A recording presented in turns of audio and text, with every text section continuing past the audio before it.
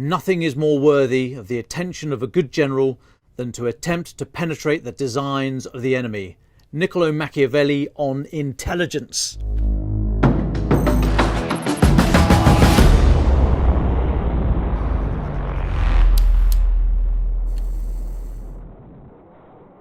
Dom's pet peeve number 2, we'll come to number 1 in later weeks, is the phrase intelligence information.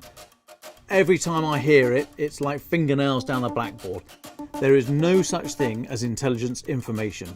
Intelligence is information plus assessment.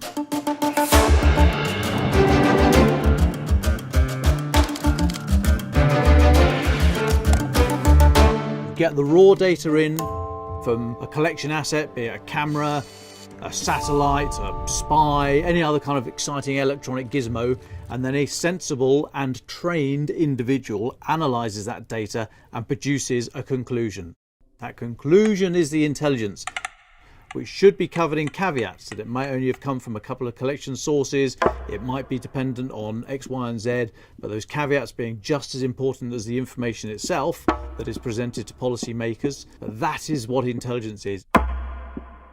So when we look at these alleged leaks from the Pentagon this week, this really odd download of information onto Discord, a pretty niche social media site mainly used by the gaming community, we've got to ask ourselves who the source is. How reliable are they? Have they been used before? Are they unreliable? Have they never been tested?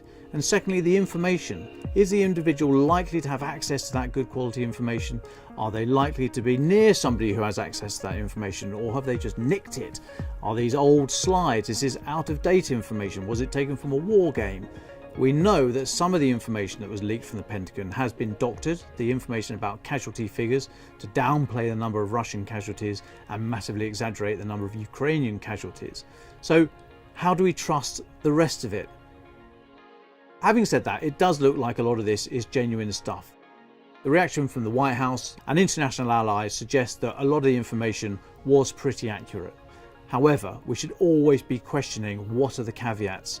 If this was prepared for the Joint Chiefs of Staff, as is alleged, it suggests it is a very high-grade intelligence product. However, without the all-important caveats, we don't know the full picture. Sophisticated consumers of intelligence product will always question the thing that's being put in front of them. And what we're not able to do with these intelligence leaks is put that wider metadata in. All we're being given is a piece of information and told this is true. Well, is it?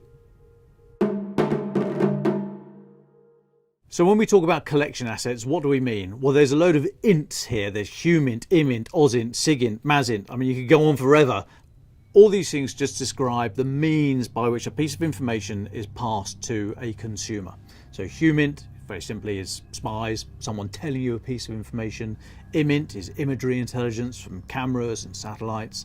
Then you have SIGINT, which is signals intelligence, everything from mobile phones to military radios, that kind of thing. Then you have MASINT, measurement and signatures intelligence, which can measure the telemetry coming off, for example, rockets fired by North Korea, to tell how big they are, how far they're going, where they've come from, that kind of thing. And then there's OSINT, open source intelligence, which is us, journalists, as well as other people. There's such a depth of information available out there now, especially with the digital revolution, that it is almost impossible for intelligence collectors to grab everything. Long gone are the days when the best collection assets are the preserve of the state, spies and satellites and all that kind of stuff. There is so much information available to the public, but it's needle in a haystack stuff. But if you can use OSINT, it is a very, very, very powerful tool. As we've seen in this phase of the war in Ukraine, with outfits like Bellingcat able to piece together geospatial information to say that incident happened on that date at that spot, which will be of interest to war crimes investigators as this thing carries on. So how does intelligence work? Well, as a simple example, let's look at submarines. Now, I was long ago told not to think of submarines as little metal cigar-shaped things wobbling around the world looking to sink other little metal cigar-shaped things. I was told to think of modern hunter-killer submarines, like the Astute-class submarines in the Royal Navy, as little bubbles of GCHQ going around the world, listening, collecting, and always analysing. Now, I'm not saying this happened, but let's just suggest there was a Trafalgar-class submarine, the precursor to the Astute-class, sat on the seabed outside of Murmansk in northern Russia, listening for the screws, the propellers of the ships passing overhead. Now, let's say that Tuesday at 11:42 they heard a very distinctive of a propeller going overhead. They note it down. Unbeknownst to them, there's a satellite also looking at Murmansk that happens to see, let's say, the Admiral Kuznetsov, the pride of the Russian fleet, leaving Murmansk harbour at 11:42 on Tuesday.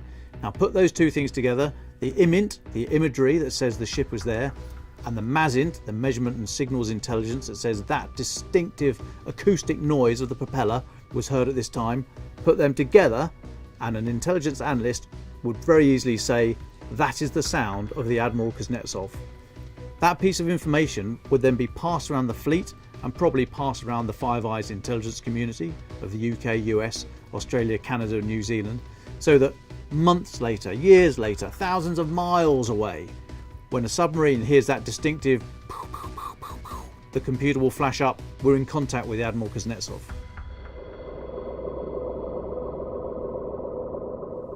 To get an idea of how seriously this is all taken, have a look at some of the flight radar sites when you'll see the track of all the airborne intelligence, surveillance and reconnaissance assets, planes basically and drones, going around Ukraine, across the Black Sea and around Kaliningrad, that's Russia's exclave situated between Poland and Lithuania, and you'll see just how much data is being hoovered up. That's not only SIGINT listening to the battlefield commanders and talking about their plans and what they're going to do and their strengths and dispositions.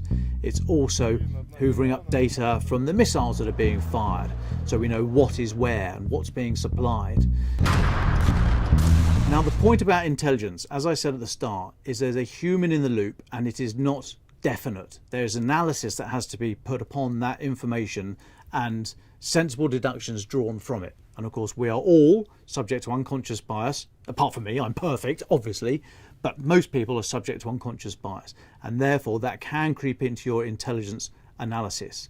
So intelligence is graded on two charts. Firstly, on the source of the intelligence, from it's an absolutely dependable source, we've used this one before, we know it works, for example an individual, a spy, we know the information they give us is very, very good, down to we know this guy is usually pretty good for it, but we've had a few issues, down to we don't trust this individual, but he's offering us some information. And finally, we've never had any dealings with this person before, so we don't know how good or otherwise they are. So that's the source of the information. Then you have to judge how likely the piece of information is to be true, from, yep, that seems pretty likely, down to we're not really sure, or it's pretty unlikely, and finally, we've no way of knowing. So when we talk about how likely something is or how certain, the Defence Intelligence Uncertainty Yardstick, and yes, it does exist, actually puts numbers on it. So for example, it says when they use the term remote or highly unlikely, they say there is less than a 10% chance of that being true. And that moves up through improbable, through realistic, up to probable or likely at 55 to 70%, then highly probable or highly likely at 75 to 85%, and finally the highest term, almost certain, they put a figure of more than 90% on it. And this is used so that all government departments are literally using the same terms and meaning the same thing, so there's no confusion.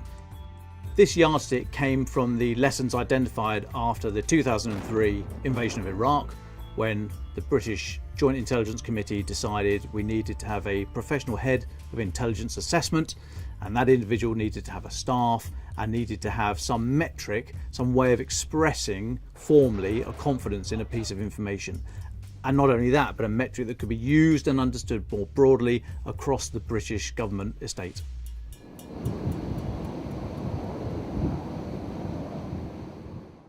Now the gold-plated scenario would be a trusted source you've used before and they're good for their word, saying something that is almost certainly to be true. That is gold dust in intelligence terms. If you get somebody who you're not really sure about, who's produced some good stuff but occasionally seems a little bit off the mark, and they're offering you a piece of information that doesn't really sit well, that individual possibly doesn't even have access to that information, or how would they? They sit next to the person upon whose computer that information is derived from. How reliable is that piece of information? If you get that wrong, and if you don't pay attention to the caveats, and if you put too much faith in too few sources of information, and you squeeze it for all it's worth because you know your commander or the president or whoever it is wants a certain outcome, then you can make intelligence do whatever you like. Torture it hard enough and it'll tell you anything you want to hear. A good commander will just set his or her requirements to the staff and then step back and allow them to go and find the information and analyse it. Bad commander will tell the staff what he or she wants to hear, and then guess what? Every subordinate level says, you know what, that does fit what I'm seeing. So this very hierarchical structure, such as we see in Russia, can they be sure that they are getting ground truth fed up to them and good analysis passed up the chain of command? Or is the person in charge just hearing what he or she wants to hear? This self-licking lollipop is not going to help anybody except their enemy.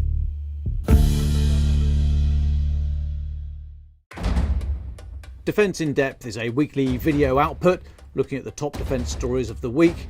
If you want a daily update from Ukraine, I suggest you listen to Ukraine the Latest, the Telegraph's podcast. Check out our online articles, and failing all of that, you can buy a paper.